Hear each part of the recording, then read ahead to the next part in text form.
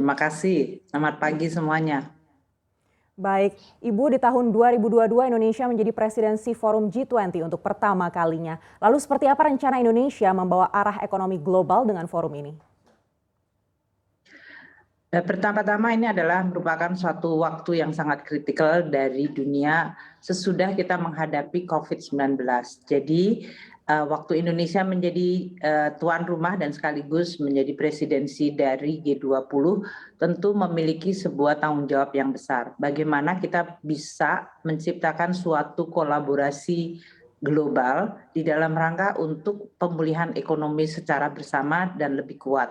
Recover together, recover stronger. Nah, ini tentu membutuhkan sebuah pertemuan di mana persiapan maupun dalam hal ini diskusi di antara para pembuat keputusan di negara-negara G20 ini, terutama pada level leaders, yaitu para pimpinan negara, maupun di level Menteri Keuangan dan Bank Sentralnya, yang merupakan suatu pertemuan untuk membahas tantangan pemulihan ekonomi. Pemulihan ekonomi dunia, terutama pada saat COVID sendiri belum selesai, tidak merata. Terjadi ketidakmerataan akibat akses dari vaksin dan kemudian munculnya komplikasi seperti disrupsi dari sisi supply side dan juga inflasi serta kenaikan harga komoditas. Ini tentu menjadi tantangan yang besar untuk mendesain suatu pemulihan ekonomi bersama, recover together. Karena sebagian negara akan mulai melakukan exit policy dari policy-policy yang sifatnya extraordinary, yaitu dalam hal ini seperti kebijakan moneter dan fiskalnya. Namun di sisi lain masih banyak negara yang masih membutuhkan support yang sifatnya extraordinary. Kita juga akan membahas mengenai scarring effect. Bagaimana COVID itu menimbulkan dampak yang cukup dalam dan permanen terhadap perekonomian, baik di sektor real maupun sektor keuangan. Kita akan membahas mengenai masalah digital currency yang merupakan digital payment maupun dari sisi perbankan adalah digital technology. Ini juga merupakan suatu fenomena yang terus berkembang secara sangat cepat, menimbulkan adanya dinamika yang harus diperhatikan oleh para pembuat kebijakan. Di sisi lain kita telah mencapai persetujuan dari sisi global taxation, namun perlu untuk diimplementasikan. Ini juga menjadi tema yang sangat penting bagi Indonesia untuk bisa mendorong kemajuan di dalam global taxation agreement ini. Selain itu tentu kita bicara tantangan yang sekarang ini sering dibahas, yaitu climate change. Climate change semuanya mungkin sekarang menyadari ini penting, namun untuk bisa menanggulanginya dibutuhkan pendanaan yang luar biasa, dibutuhkan akses teknologi, dibutuhkan kesepakatan global. Di sini dalam sustainable finance Indonesia juga akan memimpin agar topik ini akan dibahas, tidak hanya dibahas tapi juga mencapai kemajuan terutama untuk financing bagi negara-negara berkembang dan emerging. Selain itu financial inclusion, digital technology sekali lagi, dan di sisi lain adanya financial technology, ini juga menimbulkan suatu opportunity bagi kita untuk bisa menciptakan kesempatan yang luas bagi UMKM, namun di sisi lain ada juga downside risk yang harus kita lihat, katakanlah seperti keamanan data dan reliabilitas dari teknologi.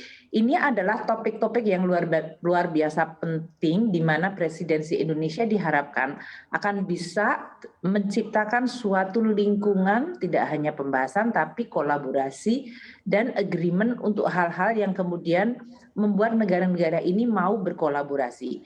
Karena terus terang Ana, dalam situasi sekarang ini banyak sekali setiap negara lebih memusatkan pada domestic issue yang kemudian menimbulkan ketegangan antar negara. Karena kadang-kadang domestic issue yang kemudian diadres melalui policy bisa menimbulkan spillover kepada region maupun global, terutama negara-negara besar.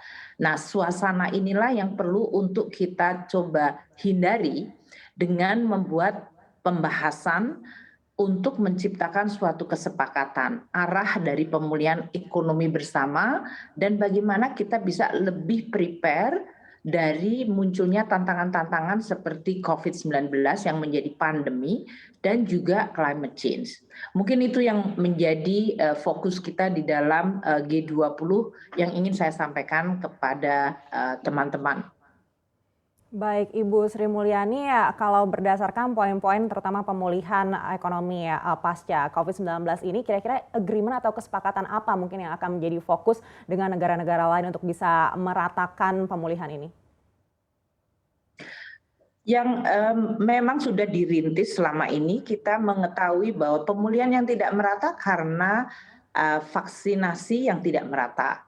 Saat ini dunia sebetulnya sudah bisa memproduksi vaksin yang cukup untuk seluruh dunia divaksinasi di atas 50%. Namun distribusinya tidak merata. Di negara-negara maju bisa di atas 70%, sementara negara-negara berkembang atau negara-negara miskin di bawah 40%. Waktu di Roma kemarin bahkan ada negara yang baru 5% atau di bawah 10% populasinya divaksin.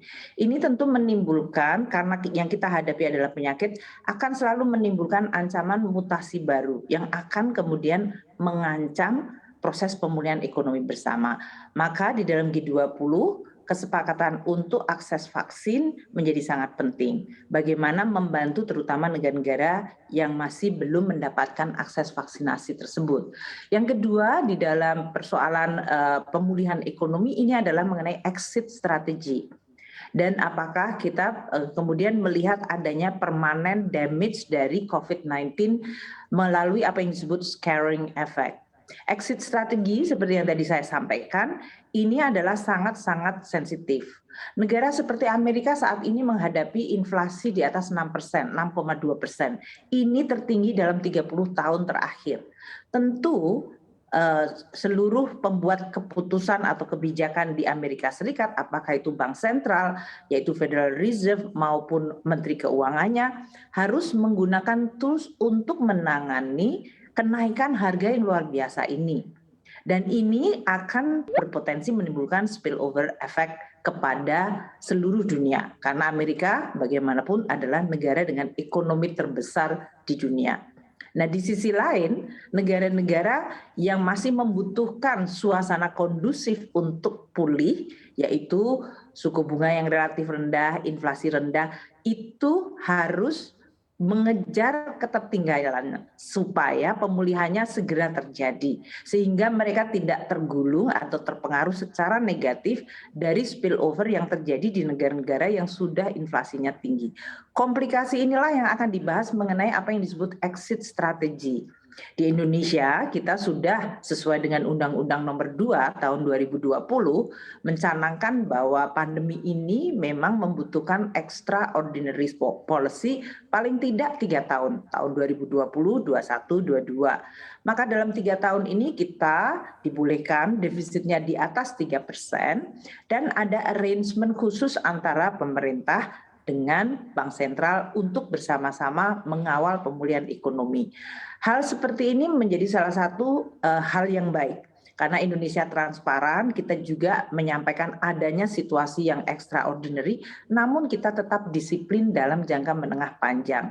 Nah, berbagai yang kita capai akan menjadi salah satu showcase dan menciptakan apa yang disebut menciptakan tone bagi pembicaraannya agar menjadi kolaboratif. Kalau kita bicara exit strategi dari negara besar yang memiliki potensi spillover, maka kita berharap komunikasi menjadi lebih baik dan juga dari sisi tahapannya menjadi lebih bisa dipahami dan disiapkan sehingga pengaruh spillover-nya menjadi lebih kecil atau bahkan dihilangkan. Ini yang kita harapkan dari pertemuan G20 ini.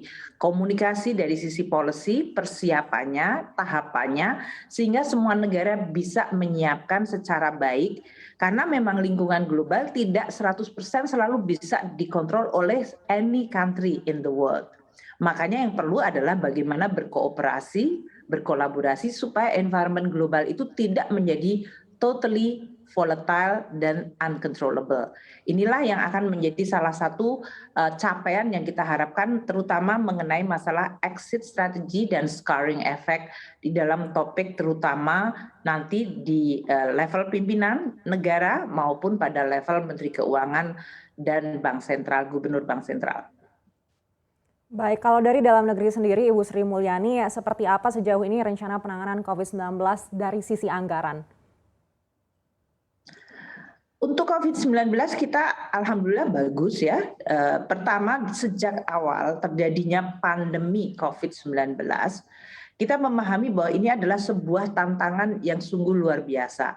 Maka waktu itu dalam situasi genting yang memaksa, kita memberikan assurance bahwa kebutuhan untuk anggarannya akan disediakan no matter what.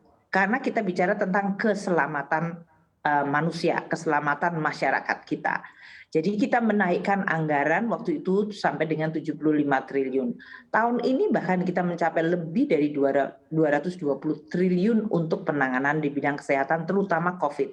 Dan sebagian sangat besar adalah untuk merawat masyarakat kita yang terkena COVID karena akibat Delta varian bulan Juli Agustus yang lalu. Ini adalah suatu pelajaran yang luar biasa penting. Kita mencoba Indonesia dengan berbagai langkah PPKM telah bisa menurunkan saat ini jumlah kasus di bawah 300. Ini sangat rendah untuk negara dengan penduduk di atas 267 juta orang. Sementara di negara-negara yang 4 musim sekarang sedang menghadapi kenaikan COVID. Artinya meskipun vaksinasi sudah dilakukan, kita tetap harus melakukan protokol kesehatan. Oleh karena itu di dalam pembahasan pemerintah, lingkungan pemerintah baik di kabinet maupun dengan pemerintah daerah, kita harus terus-menerus meneliti kapan kita boleh ngegas, kapan kita mulai ngerem pada saat COVID-nya sendiri bergerak atau dalam hal ini melakukan mutasi yang kemudian bisa mengancam masyarakat kita kembali. Jadi vaksinasi penting sekali dan sekarang ini Bapak Presiden menginstruksikan supaya kita bisa mengejar sampai 70% sebelum akhir tahun. Kita sudah mendekati 2 juta per hari. Dan jumlah vaksinnya juga sangat memadai karena itu juga didukung oleh anggaran. Sementara dari sisi treatment atau perawatan yang kemarin melonjak sangat tinggi, lebih dari 700.000 masyarakat Indonesia yang harus dirawat. Dan itu berarti menimbulkan beban biaya. Kita sedang melakukan verifikasi dan akan terus dilakukan. Testing tetap harus dilakukan. Karena tanpa testing kita nggak bisa melakukan tracing dan kemudian akan menimbulkan suatu situasi yang sangat kompleks seperti yang kita hadapi atau kita lihat di negara-negara maju. Jadi dalam hal ini Indonesia dari sisi COVID relatif baik dan ini menjadi penyebab kenapa kegiatan ekonomi mulai maju dan sangat berdegup keras terutama pada bulan Oktober dan terus berlangsung sampai dengan bulan November.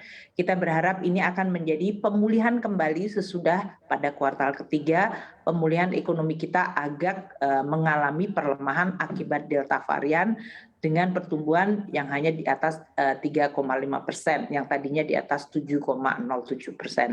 Ini adalah suatu pembelajaran buat kita. COVID adalah still the game in town.